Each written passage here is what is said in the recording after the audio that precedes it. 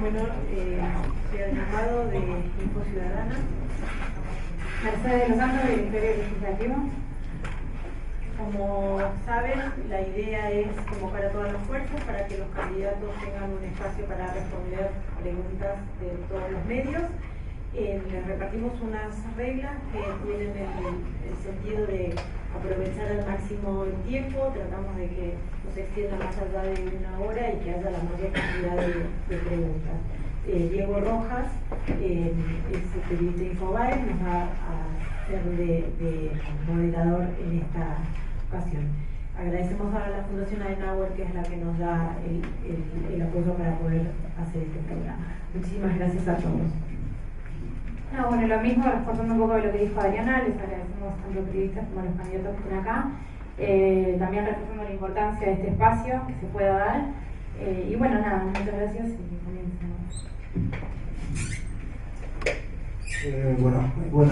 Buenas tardes o buenos mediodías. Simplemente ustedes saben la mecánica, la idea es que se hagan preguntas, que no se hagan repreguntas, sino que en todo caso esto vaya como una forma de ronda. Este es el modo que tienen las conferencias de prensa en Alemania, que es, digamos, quien auspicia este tipo de metodología. Así que si ustedes quieren podemos comenzar. La idea es que levanten la mano y vayamos pasándole las preguntas y se dirijan a las personas que ustedes quieran. Están presentes con nosotros como Daniel Filmus, Marisa Herrera y María Rosa Muñoz, que son candidatos de Unión Ciudadana por Buenos Aires, por la Universidad Federal, por la Ciudad de Buenos Aires. Y bueno, si quieren podemos comenzar entonces cuando ustedes gusten con las preguntas. Sí, por favor. ¿Qué tal? Bienvenido. Sí, soy Pazmín de Cari. No, preguntarle a Daniel Filmus por el tema del debate de la semana que viene, si ya está todo cerrado y cómo va a ser o qué espera del debate.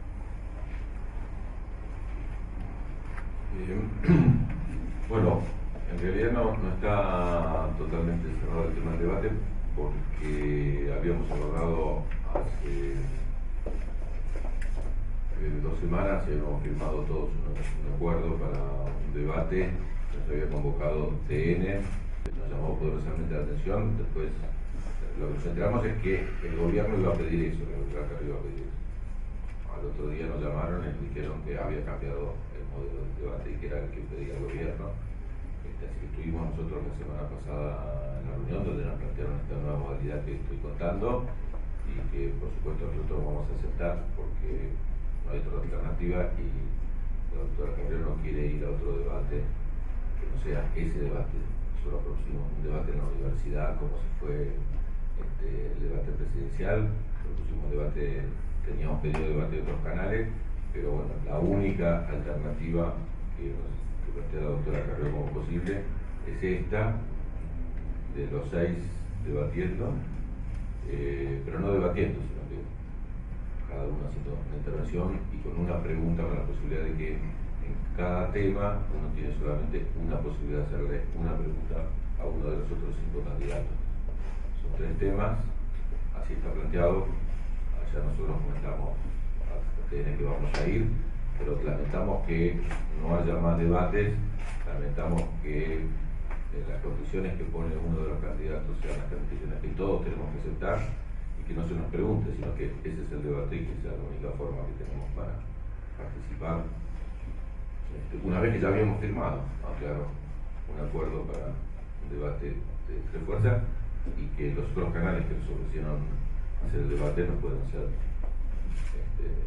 sede de otras discusiones que nos parecen muy sanas, muy buenas. Aparte nos parece que los otros 5 candidatos son 5 candidatos con los cuales se puede debatir bien. Son candidatos de altura, candidatos con mucho respeto, candidatos en los cuales se vería muy favorecida la ciudadanía si podemos intercambiar opiniones. Respetamos mucho a los otros 5 candidatos y lamentamos no poder hacer el debate como hubiera sido bueno para toda la ciudadanía.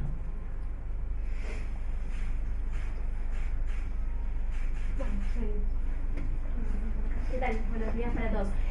Primero, preguntarle a usted por qué cree que pasa esto, por qué cree que Carrió pidió esto cuál es su opinión personal. Y la segunda pregunta tiene que ver con otro tema, y es la educación. Se está debatiendo en la Ciudad de Buenos Aires, o por lo menos los estudiantes quieren debatir en la Ciudad de Buenos Aires, qué va a pasar con esta propuesta de gobierno y la reforma que quieren implementar para el año que viene. Quiero saber cuál es su opinión, sobre todo que en los medios de comunicación de lo que más se habló es puntualmente de las pasantías. Y los chicos hacen hincapié también en una especie de meritocracia que está pidiendo, que está planteando el gobierno a partir del año que viene para acceder a determinadas materias. Primero, le contesté a Jamín, pero tenía que pedir disculpas por haber llegado tarde. Yo soy culpable del retraso de la conferencia. En realidad, el culpable es el tránsito de Buenos Aires, que está cortado la zona del obelisco, entonces la vuelta duró como media hora. Así que les pido muchas disculpas. No, yo trato de no hablar por otros candidatos. La doctora Carrió sabrá por qué no quiero un debate franco, un debate abierto, un debate donde todos podamos opinar. Ese mismo debate en este 6 podría ser de otra manera, podría ser un debate con más tiempo, digamos. Lamento que no se pueda hacer un debate en las condiciones que se hicieron siempre. Yo he participado siempre de los debates y tengo una tradición en ese tema, y la doctora Carrió también. Yo también siempre he participado de respetar eso, y hay que respetar que ella había decidido participar en el debate. No sé por qué este cambio, así que habría que preguntarle a ella por qué no esa posibilidad de un debate extenso y profundo. Respecto del tema de las escuelas, María Rosa es candidata a legisladora, y el legislador actualmente puede dar alguna opinión desde el punto de vista también de la ciudad. Yo voy a opinar como educador, incluso porque mi tema, yo soy investigador del CONICET sobre este tema, sobre educación y trabajo, he escrito y publicado muchas cosas sobre la escuela secundaria, todos los libros seguramente cada vez más necesaria, cada vez más insuficiente, hablando de la escuela media y la necesidad de la transformación. Yo creo que el gobierno de la ciudad lanza un debate sin tener listo un proyecto, solamente para colocarlo en la escena electoral. Que no estaba listo un proyecto, que había un PowerPoint. Y sobre ese PowerPoint se difunde para lanzar un debate. Yo tengo una amiga que participa de la elaboración y me llamó asustada ese día, me dice, se filtró el documento, y era la principal tapa de La Nación y de Clarín. Así que era difícil que se filtre al mismo tiempo y sea la noticia principal en los dos diarios. Así que me parece que fue lanzar un debate sobre algo que todavía no estaba listo, y lo que se vio en el PowerPoint, que es lo que despertó este rechazo de los docentes, de los profesores, de los estudiantes, de los padres, es un proyecto en primera instancia muy negativo. En primer lugar, ¿hace falta reformular la escuela media? Sí. La escuela media así como está, se viene reformulando hace muchos años, pero así como está, no responde a las necesidades ni de los jóvenes ni de la sociedad actual. Ahora, la dirección en la que hay que reformularlo es distinta a la que se plantea ahí. Quiero dar un ejemplo. La primera página del PowerPoint plantea la dificultad que hay para los chicos para aprender matemática, lengua, física, química, y pone las notas de las pruebas estandarizadas. ¿Sí? En la última página dice que se le saca totalmente el quinto año. Entonces tenemos problemas de matemática, tenemos problemas de lengua, tenemos problemas de historia y geografía, y la conclusión es que le sacamos el 20% del aprendizaje en todas las disciplinas, y dice, le vamos a dedicar, ahí va a haber un ciclo básico de 2 años, un ciclo superior de 2 años, y el quinto año va a ser fuera de la escuela. 50% dice PowerPoint para practicar el aprendizaje, 50% para emprendedurismo, que no sabemos bien qué es. ¿No? Ese es el motivo central, lo que generó conflicto. Después hay otros dos tipos de medidas. Un tipo de medidas que yo considero correctas, como por ejemplo colocar tutor en todas las escuelas y en todas las divisiones, me parece una medida correcta que ya venía haciéndose y está en la ley de educación. Y un tipo de medidas que me parece francamente incorrecta. No estoy de acuerdo con cambiar el sistema de notas. Cuando nosotros asumimos como ministro de Educación, alcanzó los objetivos, alcanzó más o menos, alcanzó 3/4. Es posible entender qué se sacó cada chico y volvimos a colocar, un pedido de toda la sociedad era volver a colocarle 3/10. Ahora se vuelve un sistema de evaluación que es inentendible y difícil de poder aprovechar. Se suspende, no existe más la repitencia. Entonces es muy difícil saber cómo va a ser la promoción cuando se suspende la repitencia, ¿no? Tampoco está explicado ahí. Yo creo la enseñanza es por áreas, y está bien que es una enseñanza por áreas, ¿no? Ahora, si yo empiezo el año que viene, la enseñanza es por áreas, pero yo tengo el profesor de física, el de química, el de biología, el de matemática, y tiene que enseñar ciencias naturales, va a pasar lo mismo que pasó en el LGB3 de la provincia de Buenos Aires. Si te tocaba geografía, aprendías geografía, te tocaba historia, historia. Depende del profesor, no te tocaba el de biología, aprendías biología, no aprendías matemática, porque el de biología no puede enseñar matemática. Entonces, si te enseña por áreas, hay que formar a los docentes por áreas. Entonces exige un tiempo de reconversión si vos querés formar por áreas. Ahí decía, bueno, va a haber 2 docentes dentro del aula, como muy complejo, el docente de biología y el de matemática, enseña matemática y biología al mismo tiempo. Yo creo que la reacción fue tan fuerte que el gobierno tiró para atrás y dijo, bueno, ese PowerPoint ya solamente un documento de trabajo, no existe, y presentó ahora otro proyecto. Entonces uno entra a la web y ve un proyecto que no dice nada. Con los autores, los citados ahí, yo creo que los que sí se citan ahí son buenísimos, son todos mis colegas, que trabajaron conmigo en el ministerio, trabajaron conmigo en Flaxo, pero ellos dicen, nosotros jamás compartiríamos ese proyecto. ¿No? Entonces me parece como que hay un nivel de improvisación muy grande porque como el rechazo fue tan fuerte y la pérdida del 5º año es algo que no iba a suceder, ¿qué vamos a hacer con los docentes del 5º año? Había muchísimos problemas, ahora se está improvisando y lo mejor sería el diálogo. Yo le ofrecí a la ministra, yo hablé con el defensor del pueblo para que él convoque un diálogo que empezó a colocar para convocarlo, porque no hay ninguna transformación, ningún cambio que se pueda hacer sino de la mano de los docentes.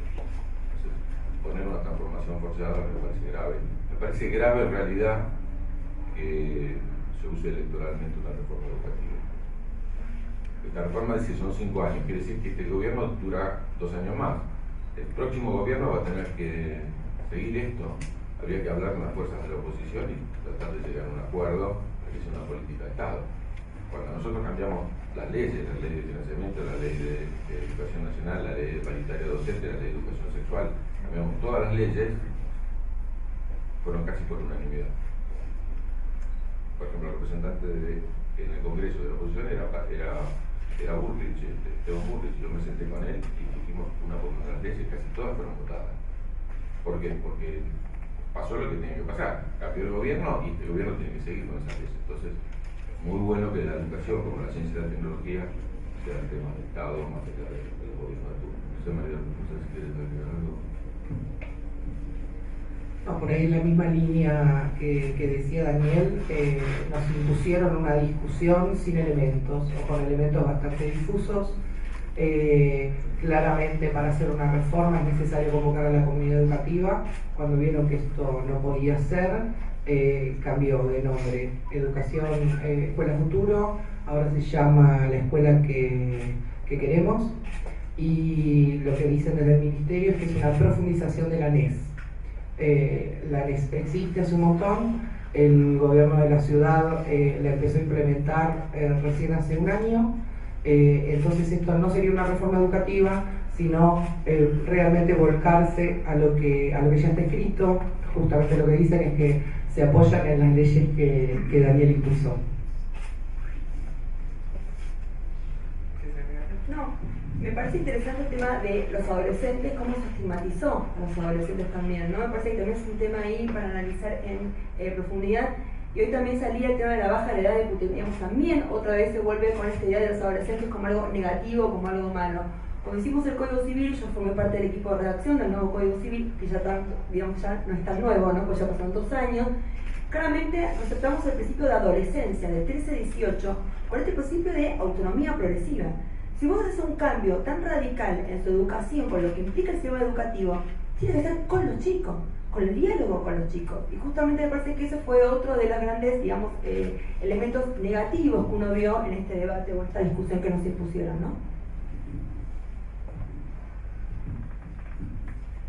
¿La pregunta? ¿Qué tal? Buen día. Armando de Radio Nacional. Para consultarle, siguiendo con el tema educativo, ¿cuál es la percepción que tienen ustedes sobre la modalidad de protesta en torno a esta cuestión? ¿Cómo han visto el tema de las tomas? ¿Qué impresión tienen? Y también cómo recibieron ustedes de parte, en las apreciaciones del propio gobierno de la ciudad, de que las tomas, que duraron en algún caso cerca de 3 semanas, estuvieron alentadas políticamente por algunos sectores. Bueno, en primer lugar, empiezo por el final, no estuvieron alentadas políticamente por nadie, son definiciones y nosotros respetamos las definiciones que tomaron los adolescentes en las escuelas. Lo dice un padre de una chica que tomó la escuela, y yo no pisé la escuela, traté de no intervenir, al revés, traté, como estoy diciendo, de mediar y encontrar caminos de diálogo. Cuando no hay diálogo hay conflicto. La ministra recibió a todos los chicos y estaba en la puerta alguien que le preguntaba de qué escuela era, y si era una escuela tomada no lo recibía. Hasta que vino la mediación del defensor del pueblo y lo hizo. Así que yo me limito a no opinar. Los jóvenes tienen sus propias formas de expresión, y como padre lamento muchísimo que este conflicto haya hecho que mi hija haya perdido un montón de clases, pero se pueda recuperar. Así que cuando se pierden días de clase es muy difícil, porque ese es el principal problema, porque se vacía la escuela, ¿no?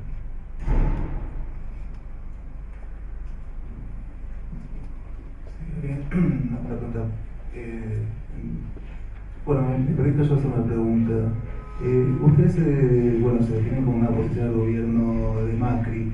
En la gestión en la ciudad particularmente, la bancada del kirchnerismo votó, por ejemplo, leyes de entrega o de venta de tierras en conjunto con el macrismo. ¿Cómo se conjuga, digamos, este tipo de votación que atentaría, según muchos movimientos vecinales de la ciudad, con una posición opositora? Sí, no sé concretamente a qué ley, a qué proyecto te referís.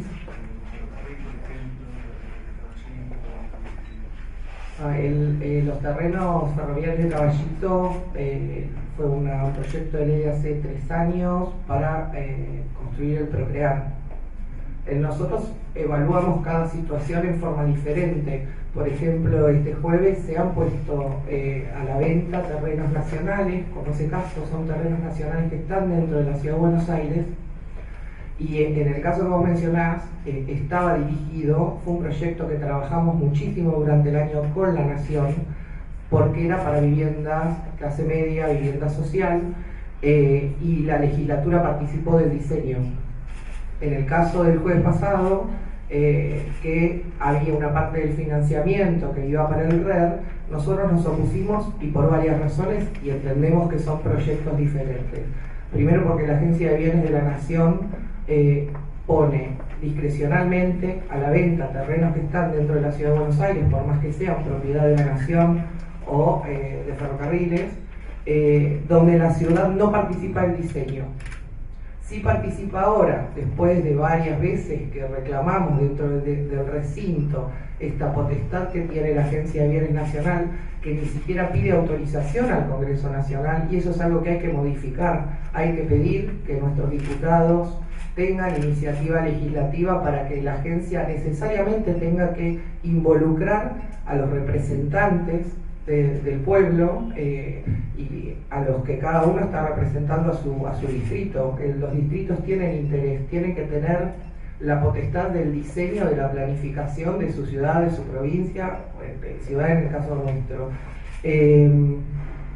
Nos opusimos por esa razón. La ciudad no participa en el diseño, sí avanzó en las tratativas con la agencia y participa en las utilidades, en una parte de las utilidades. Esas utilidades, en el caso del RER del jueves pasado, va a estar destinada supuestamente a la mejora del tránsito dentro de la ciudad de Buenos Aires.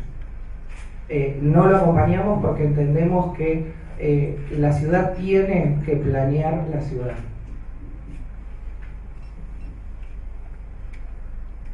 Buen día. Me pregunto por TELAM, por la agencia TELAM.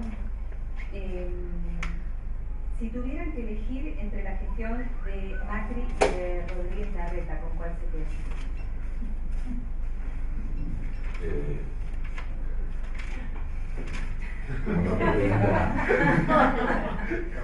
No, te digo porque entre fuimos y Carlos sabemos con quién nos quedamos, como dice el público.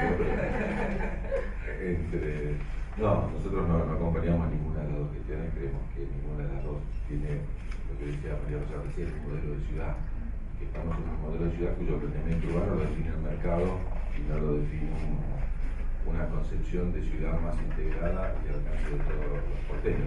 Uno mira, por ejemplo, es interesante lo de la educación. Dan resultados tremendos hace 10 años que gobierna la ciudad de Buenos Aires. Así que uno cómo explica que después de 10 años muestren los resultados y se responsabilicen de los resultados, ¿no? Me parece 10 años y no se aplica la ley de educación sexual, 10 años y no hay ley de educación en la ciudad. Ustedes saben que no hay ley de educación, tiene una ley de educación. A mí me tocó ser secretario de Educación de la ciudad, no hicimos una ley porque a nivel nacional había una ley federal de educación que iba en contra de la ciudad, que mantuvo primaria y secundaria cuando la nación se pasó a EGB1, EGB2, EGB3. Nosotros resistimos, incluso que corrimos el riesgo y estuvimos fuera de la legalidad durante los años que nos tocó. Pero este gobierno la verdad es que no tiene una mirada de la ciudad, diría los últimos 10 años, digamos. Son 10 años y tenemos, según la Defensoría, cerca de 20.000 vacantes educativas que no estamos atendiendo. Es una ciudad que tiene los mismos habitantes, un poco menos de habitantes que en 1947. Hace 70 años que no creció y aparte envejeció. Así que tenemos menos chicos y tenemos problemas de vacantes. Es una ciudad increíble, es una ciudad que aumentó la mortalidad infantil el año pasado. Es una ciudad contramano del mundo, es una ciudad que cuando uno mira la desocupación ya está en 2 dígitos. Y en la zona norte tiene cerca de 7 puntos, pero en la zona sur tiene 16,7% de desocupación. Es una ciudad muy desigual, es una ciudad que no tiene problemas de vivienda, porque tiene más viviendas que habitantes prácticamente. Lo que tiene es una mala utilización de la vivienda y no tiene ninguna política de vivienda en esta ciudad. Una de cada 3 viviendas está desocupada en la ciudad de Buenos Aires y no hay ninguna política para abaratar el costo de los alquileres que podría haberlo. Por ejemplo, no cobrarle impuestos a aquellos que ponen su departamento en alquiler. Eso ayudaría a que haya más oferta y bajar el precio de los alquileres. No sé. Y es una ciudad que, por ejemplo, podría haber, ahora tiene la provincia, la ciudad y la nación en el mismo signo político. Se podrían hacer un conjunto de cambios en el conurbano, ¿no? En toda la zona metropolitana que ayudará mucho, por ejemplo, sacar el puerto de la ciudad. ¿No? Sin embargo, no está practicando en esa dirección. Existe una ciudad en escala que define su planeamiento, el costo de la tierra y el uso de la tierra de acuerdo al mercado inmobiliario y no a una planificación urbana racional que permita una ciudad más integrada, más descentralizada, más a escala humana, como se vienen planificando las ciudades de todo el mundo.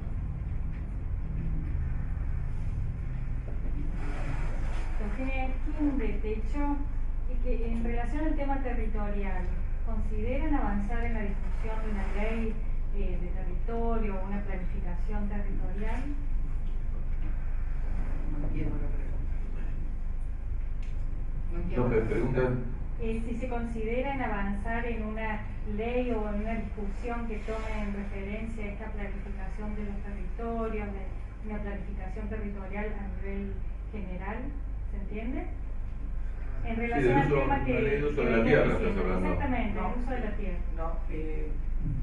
Lo que está presentado en la legislatura, yo soy autora de uno de los proyectos, pero hay otros diputados de otras bancadas, la ley de plusvalía, entendiendo que hay una política hace 10 años definida respecto al uso de la tierra, y que la discusión que nosotros hemos podido lograr introducir en la legislatura es la del plusvalor.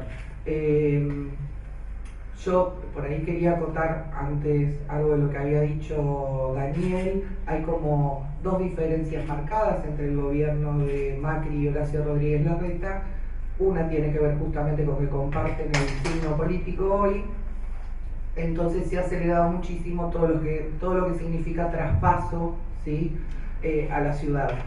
Una de las cosas que se está discutiendo es el traspaso del puerto. Justamente yo pedí que en esa discusión se liberaran los terrenos que están adyacentes al puerto, que son de la autoridad portuaria, y uno de los terrenos que estaba a la venta era un terreno de la autoridad portuaria. No hay como, yo veo, ¿no? En la ciudad que todos estos emprendimientos que tienen que ver sí con la accesibilidad, con la creación de más viviendas de tipo ABC1, ¿no? Salvo las que están en el sur, en la Villa Olímpica, que hay ahí como un desarrollo pensado para la zona de Lugano, en general son como obras aisladas, que inclusive dentro de la ciudad no hay una cabecera, no hay un ministerio, una secretaría, una subsecretaría que se haga cargo de este desarrollo en general, sino que son diferentes lugares. Tenemos la urbanización de la Villa 31, que depende de un sector, y las demás urbanizaciones que están pensadas, no ejecutadas, ¿sí? Nosotros tenemos... El ejecutivo de la ciudad tiene una deuda eterna, este ejecutivo y los anteriores, por ejemplo la Villa 20 tiene una deuda de urbanización que tiene 20 años. Hay una iniciativa que nosotros acompañamos de hace 2 años sobre la misma villa. Ahora se está desarrollando la zona en función de los Juegos Olímpicos Juveniles. Mi actitud dentro de la legislatura porteña es la de acompañar estos procesos, aprovechar la oportunidad. Entiendo que el gobierno de la ciudad mejora el entorno porque va a recibir mucho turismo, que es una industria que le interesa desarrollar, pero a partir de eso nosotros entendemos que esto hace al mejor vivir de la zona.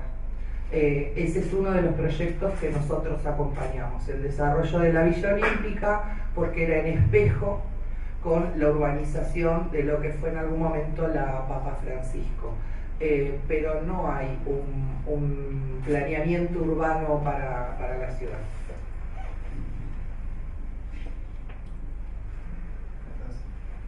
¿Qué tal? Soy José Cretaz, de josecretaz.com, disculpen la redundancia.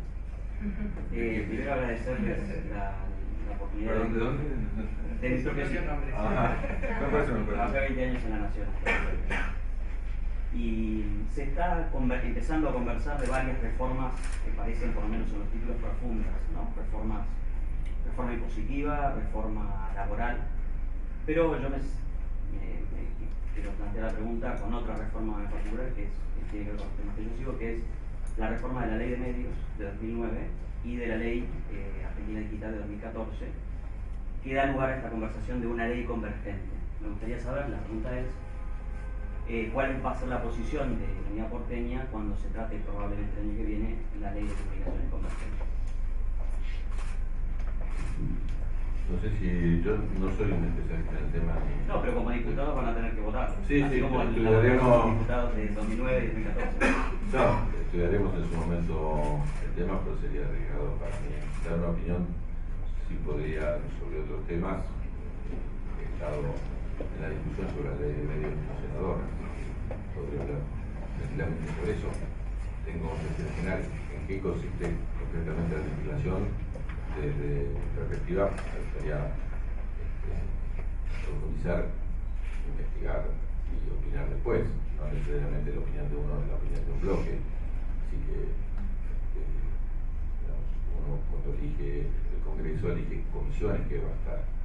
Sí, yo la verdad que no estuve en la Comisión de Comunicaciones y creo que estaré tampoco ahora como diputado, pero seguramente en el momento del debate uno profundizará y investigará. No sé si no, bueno, básicamente, digamos, yo más por un vínculo, digamos, de off the record, yo soy abogada y en la Facultad de Derecho de la UBA hay varios los que están en la redacción, por lo cual tengo conocimientos de ese lado, algunas cuestiones de la cocina. realmente para mí ya era alguna cuestión de, digamos, intereses contrapuestos. Si quienes están en la redacción son además abogados de ciertos medios poderosos, me parece que ya ahí tengo un problema desde la ética, ¿no? Después vemos en todo caso el contenido, pero me parece que eso fue un planteo que yo les hice desde afuera, porque no es mi especialidad, pero me parece que ahí ya hay un tema. Igual todavía no lo dieron a debate, digo, sé que tienen la idea de empezar a juntar, digamos, por grupos chicos para ir viendo básicamente qué es lo que se pensaba, pero básicamente, digamos, la matriz que tiene es una matriz totalmente, digamos, de lo que uno ya presume que va a ser, digamos, me parece que no hay que ser muy hábil para darse cuenta por dónde va a venir esta nueva ley, digamos, que pretende reformar lo que tiene que ver con comunicaciones, etcétera, no hay medios. Pero bueno, nada, me parece que hay que esperar, pero sí por lo menos de base que las están escribiendo son varios, son abogados de ciertos grupos como Clarín. Sí, para Daniel, de vuelta a la educación, de Nicolás del diariosur.com. Recién usted dijo, como padre, lamento que se pierdan los días de clase, espero que se puedan recuperar. En el conflicto docente en la provincia de Buenos Aires o en la ciudad, se habló de que podría haber clases en las vacaciones de invierno o ahora también un PowerPoint o proyecto de estirar las clases hasta el 29 de diciembre. ¿Ustedes estarían de acuerdo? Yo creo que se tiene que discutir escuela por escuela, porque ninguna escuela tuvo la misma cantidad de días que no tuvo la otra. Yo creo que más junto con días de clase, lo que hay que tratar de ver es que se puedan aprender los contenidos que estaban en disputa. Así que me parece importante que se haga escuela por escuela. Si cualquier normativa, hay escuelas que perdieron una semana, hay escuelas que tuvieron 3 días de toma. Entonces me parece que lo que hay que hacer, si yo fuera ministro, le daría a cada escuela la oportunidad de definir, de acuerdo a su situación puntual, cómo lo va a resolver. Lo que sí me parece es que no puede pasarnos que los chicos pasen sin saber los contenidos que están previstos para ese año. No, preguntarle sobre el tema del spot de Lustó, que sacó un spot, digamos, atacando en cierta forma volver al pasado. Digamos, ¿cuál es la respuesta de ustedes cuando dan esas afirmaciones, ¿no? Como que votaron Unidad Ciudadana en volver al pasado porque está ligado al gobierno anterior. No. Me parece que si hay un momento en que no querría volver, es el momento en que Lustó fue ministro de Economía del gobierno de Cristina, porque la pasamos mal, ¿no? ¿Se acuerdan del conflicto, un conflicto del 125? Sí. Entonces, digamos, si hay un momento del pasado que aspiraría que no tener que retornar, es a que el doctor sea ministro de Economía y proponga nuevamente el 125.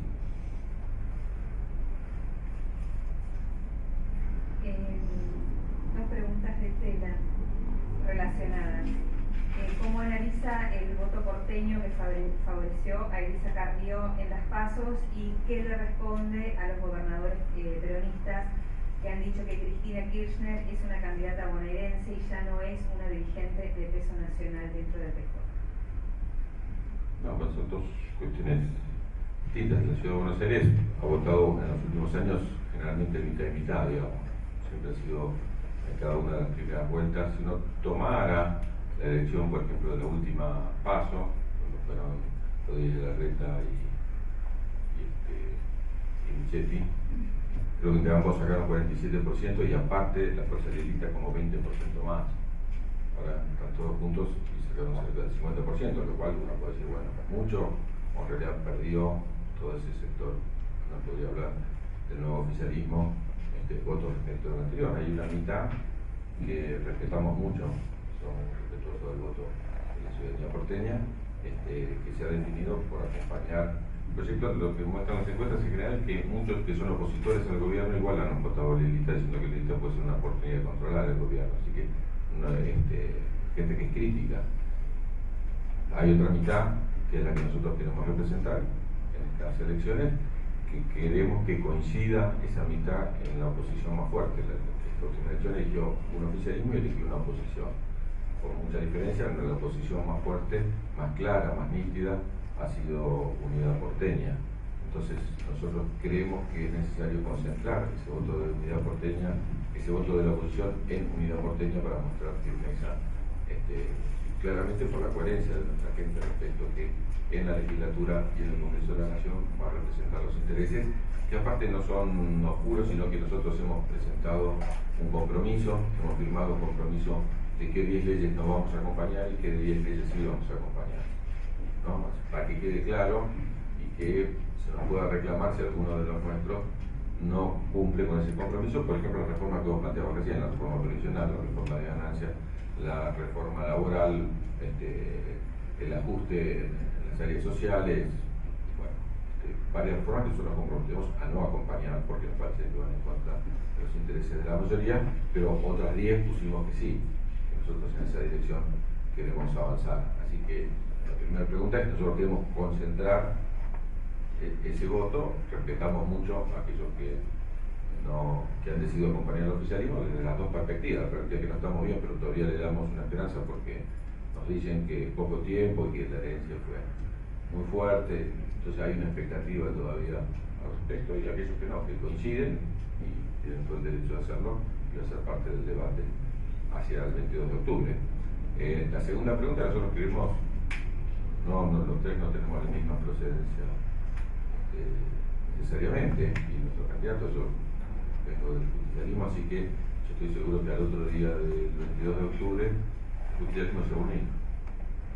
Así que toda esta discusión es una discusión antes de una elección intermedia. Cuando hay una discusión respecto del gobierno, me parece que en general el justicialismo se va a presentar unido, aparte tiene el paso, que es un buen mecanismo para dirimirse a las distintas, así que somos respetuosos de todas las opiniones y seguro que el justicialismo va a mantener la unidad, más aún. Estoy seguro que no alcanza para el justicialismo y que hace falta un frente nacional popular, progresista, transformador, mucho más grande. Y que hay que ser amplios, generosos, plurales, para poder generar esa estrategia de un frente grande, ¿no? Respecto de todos los sectores, no solo el justicialismo, que puedan participar. Así que no me preocupan declaraciones puntuales que son normales antes de selección. Quería volver sobre la reforma justamente, ¿no? Se respondió casi antes de la pregunta la reforma con este compromiso de no votar.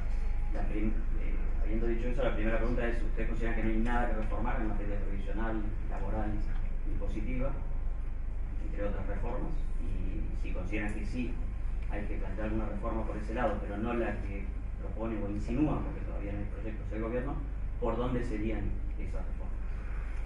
Siempre las reformas que nosotros avanzaríamos serían ampliar derechos de la ciudadanía. Ese sería el central. Así lo conseguimos nosotros, y fundamentalmente, para darte algún ejemplo, yo miraba con simpatía una parte de esa reforma, ¿no? Yo estuve siguiendo, y me pareció importante que varios actores del gobierno plantearon el impuesto a la renta financiera. El viernes pasado justo salió en un matutino uno de los principales periodistas que realmente está bien informado diciendo eso no va. El presidente laudó, había dos grupos, unos que querían que sí, unos que no. Entonces justo el tema con el cual dije, bueno, por suerte puede haber un consenso, yo creo que hay que hacerlo, y es autocrítico nuestro no haberlo hecho en su momento. Me parece que habría que avanzar en un impuesto a la renta financiera, pues unos sectores más concentrados en la economía y que más ¿no? Es difícil hacerlo, no estoy diciendo con esto que es fácil, porque todos sabemos la capacidad que tiene el sector financiero de boicotear o de pasarse al negro, digamos, por decirlo fácilmente. Pero bueno, me parece que ahí habría que estudiar y llegar a un consenso, porque está la fortaleza del sector financiero que hace falta política de Estado. Y si hay un sector que no acompañe y especule con eso, ahora me parece que sería un grado de madurez del gobierno decir, bueno, efectivamente este sector tiene que contribuir más y generar condiciones para que sean todas las fuerzas políticas las que lo acompañen y no lo dejen solo al gobierno si está dispuesto a grabar la renta financiera.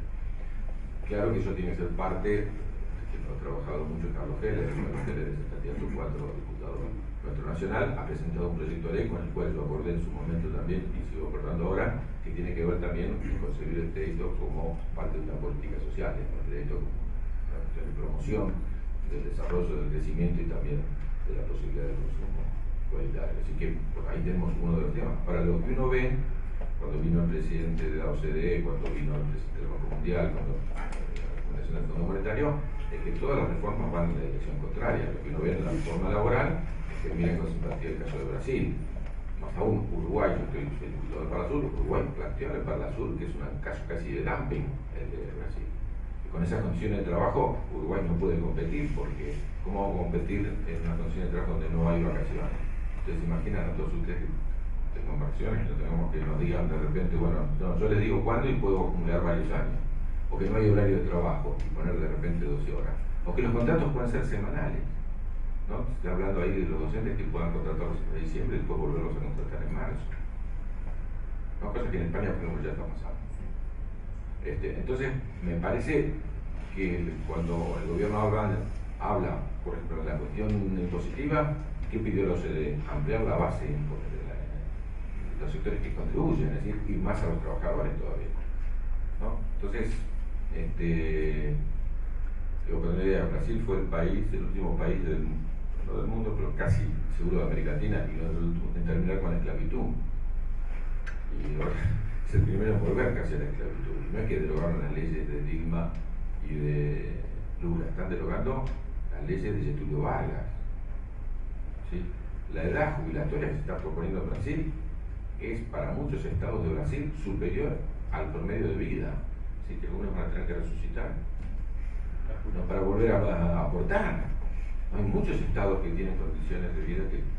Entonces, bueno, ¿cuál fue la ley? Que también acá se está dando simpatía: congelar la educación y salud por 20 años. Congelar la educación y salud. Mirá lo que va a crecer la población de Brasil, y tienen congelada educación y salud. Interesante porque con Marisa somos investigadores del CONICET, y estuvimos en el Senado cuando se discutió el proyecto de ley para llevar la inversión en ciencia y tecnología del 0,6 que hay hoy al 3%. Y el presidente en el debate con Scioli había dicho que iba a llevar en 4 años el 1,5% de inversión en ciencia y tecnología. Y la verdad que estaba buenísimo. Podría haber ocurrido. Ahora, se votó por unanimidad llevarlo al 3% al 2030. Hay un solo bloque que votó en contra. Imagínense cuál es el bloque que votó en contra, el bloque del oficialismo. Es increíble, era mucho menor, esta ley era menor que la promesa, sin embargo, no lo ha cumplido. Así que las reformas que se proponen son en esa dirección, reformas de ajuste, un gran ajuste que va a venir seguramente en octubre y que van en contra de los intereses de la mayoría que nosotros vamos a defender en el Congreso.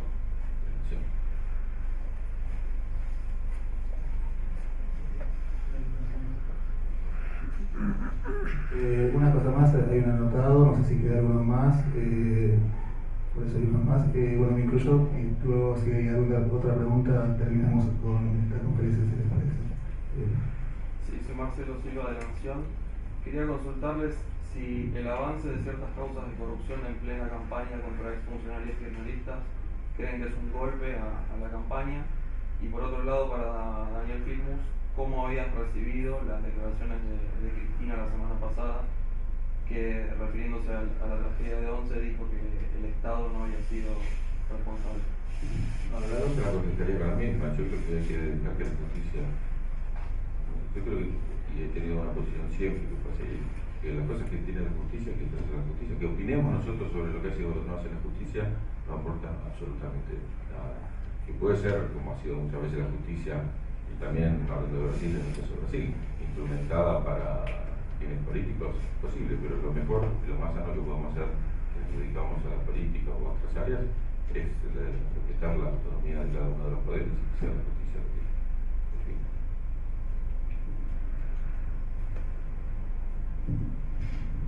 Bueno, una pregunta yo, teniendo en cuenta que además tenemos dos damas en la mesa, pero quería preguntarle su convicción personal acerca de la cuestión de la legalización del aborto, y en referencia además de las declaraciones de Cristina, que dijo que no estaban dadas las condiciones para que la sociedad apruebe esto, y si estos 12 años de gobierno kirchnerista no merecen una autocrítica por no haberlos aprovechado para que esto suceda.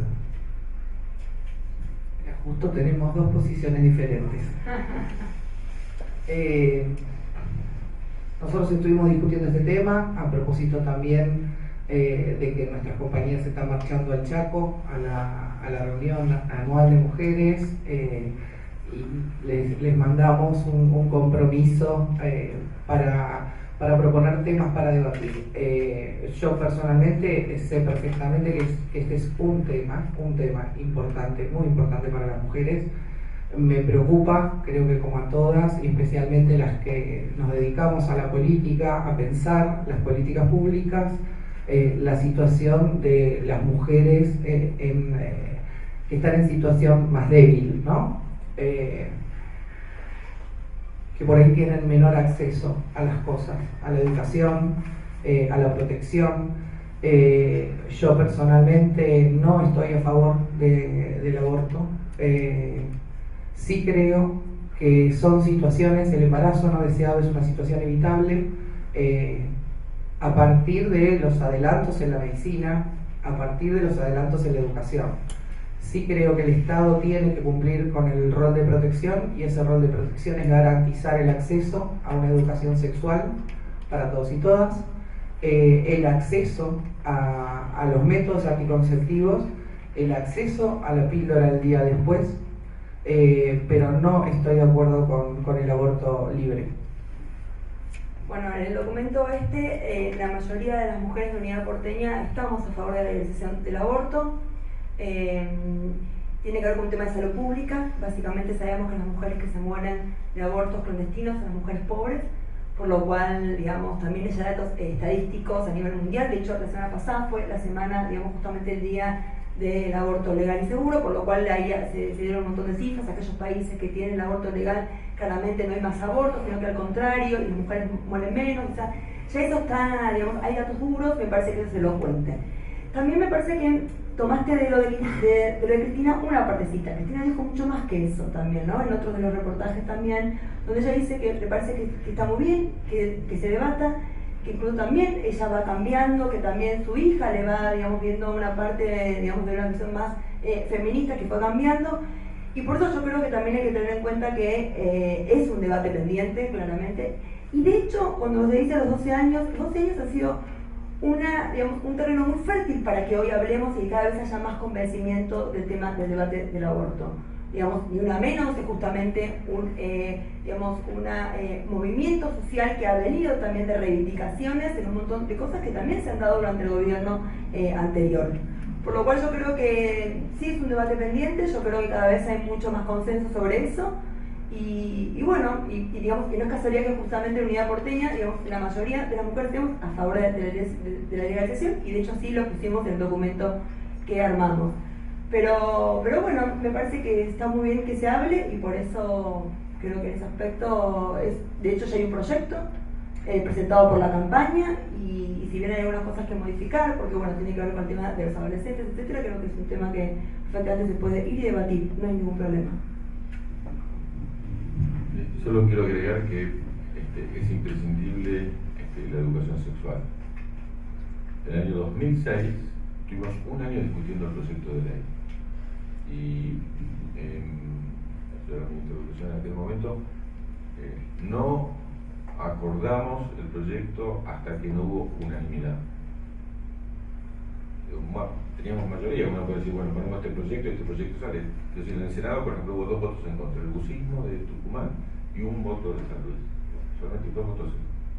Y todo el mes unanimidad. En la Cámara de Diputados exactamente lo mismo. ¿Por qué hicimos esfuerzo enorme? Y discutimos, por ejemplo, por qué en escuelas públicas y en escuelas privadas, pues es un tema de Estado, y que tenía que atravesar todo el sistema educativo, desde el nivel inicial hasta la universidad, y tenía que estar como contenido obligatorio, también está dentro de la ley de educación, porque es un tema central, es un tema así, uno puede quedar a la opinión de un maestro, de un profesor o de una provincia.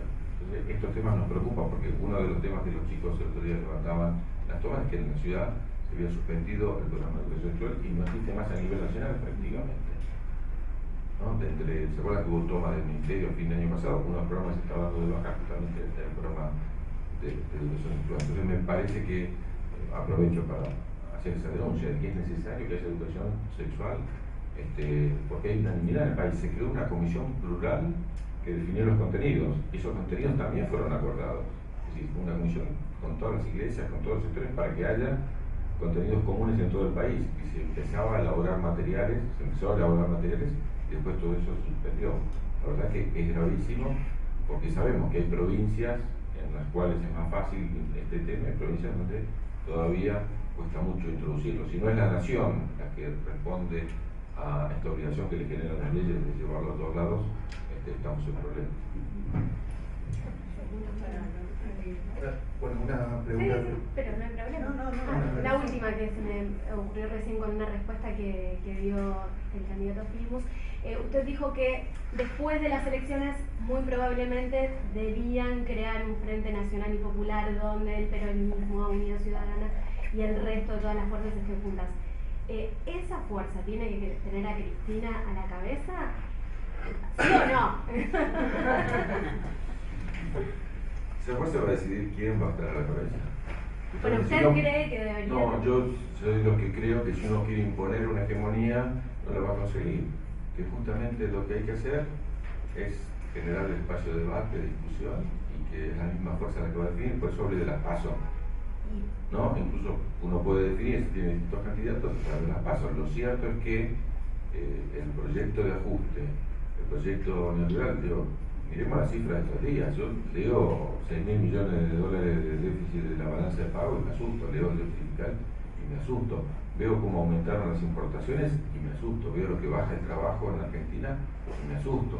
Entonces yo creo que frente a esa política tan fuerte que está llevando el gobierno, que ya en los 90 nos dejó en el 22,7% de desocupación, que nos dejó en el caos en el que nos encontramos y en el que se vayan todos, de la pérdida de legitimidad de la propia política, me parece que es necesario construir una fuerza muy amplia.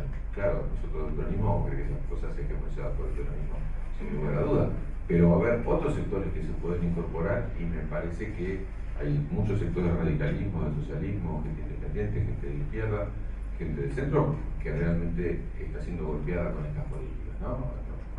Una vez se dijo, cuando viene la boleta de luz, no le pregunta a uno de dónde viene esa boleta, de qué partido es uno, viene para todos igual. Entonces me parece que la reacción frente a este tipo de políticas tiene que ser una visión, insisto, muy amplia, ¿no? Y donde nos exige a nosotros también mayor pluralidad, mayor generosidad, mayor apertura. Nosotros vamos a buscar el voto para octubre, para el 22, porque nos faltan 18 días. Le tenemos que pedir a los que no nos votaron en agosto que nos voten en octubre. Para poder pedirle eso, lo primero que tenemos que hacer es escuchar por qué no nos votaron en agosto.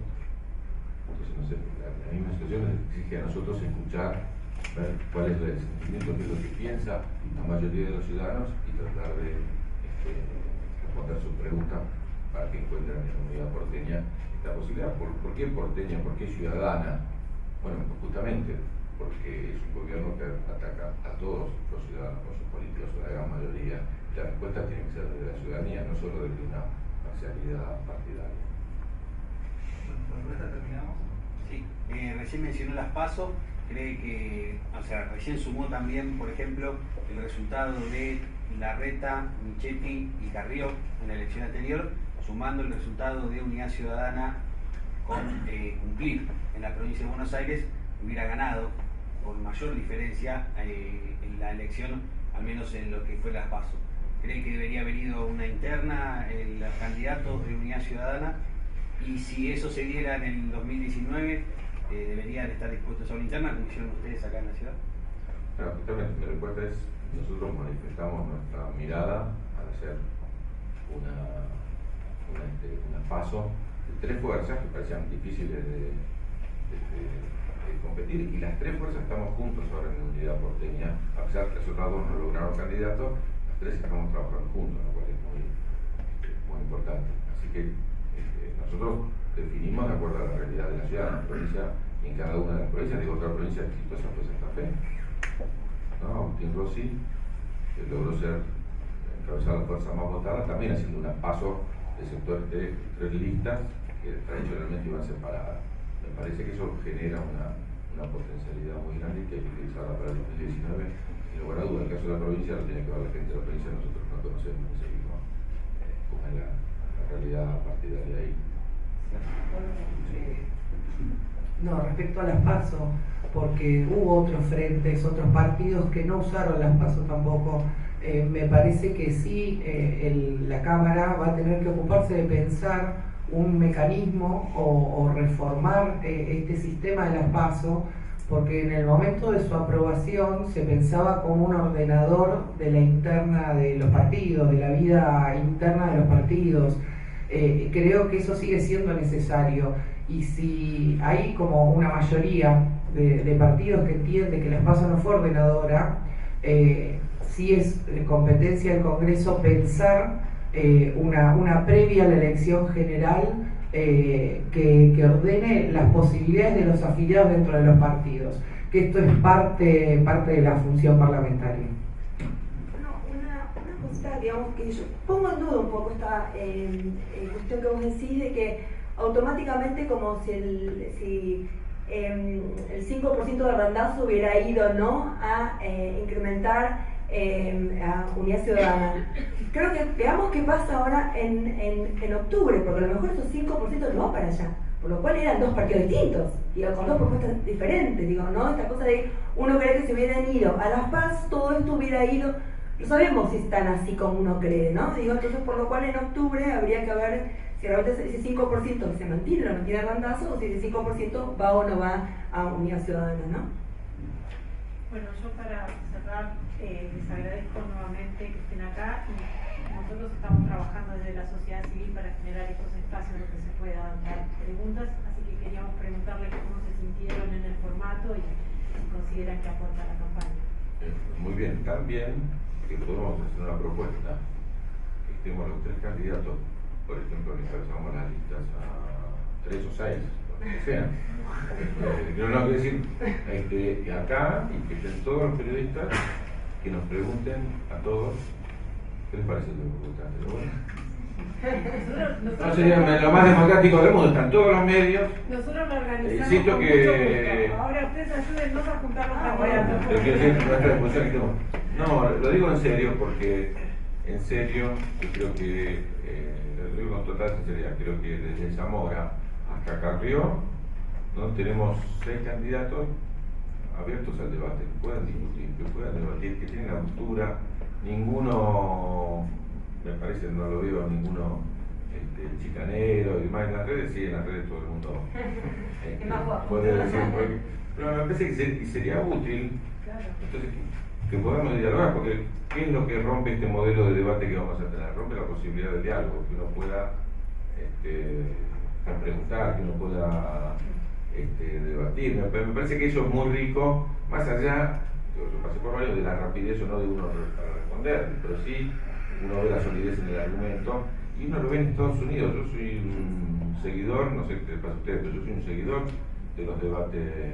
Me parece interesante que participan en las universidades, participa el público, participan periodistas distintos. No sé por qué Argentina no puede hacer eso. Insisto, ni siquiera el modelo que me pareció un avance, Prodeciol y Martí. Podríamos ir a un modelo mayor. No tenemos que tener miedo, porque si claramente, si como nosotros, uno diría, bueno, TN no es el lugar donde nosotros hubiéramos elegido, pero vamos, lo primero que elegimos cuando TN nos dijo, nosotros vamos. Me gustaría que acepten otro lugar, tampoco somos nosotros que vamos a decir, si no van a C5N, no van a Crónica, no voy a ir a TN. No, hagámoslo en TN porque nos parece importante y somos respetuosos de la tradición que tiene TN respecto al debate, pero hagamos otro. O después cambian las reglas, y el problema es, bueno, está bien, cambian las reglas, porque hay, aparte es como que es así, ¿no? Dicen, nos pidieron que cambiemos las reglas. Bueno, cambian las reglas, pero acá se podría hacer. Aparte, yo con mucho, la Córdoba de Nápoles en particular, me parece que es una fundación que también puede ser del paraguas, ¿no?, muy respetado por toda la tradición que tiene en América Latina del trabajo, así que nosotros estamos dispuestos. Nos ponemos a trabajar. Y mañana tenemos las conferencias con Evolución y con el Frente Izquierda, así que también están todos invitados. Bien, gracias. muchísimas gracias. Muchas gracias.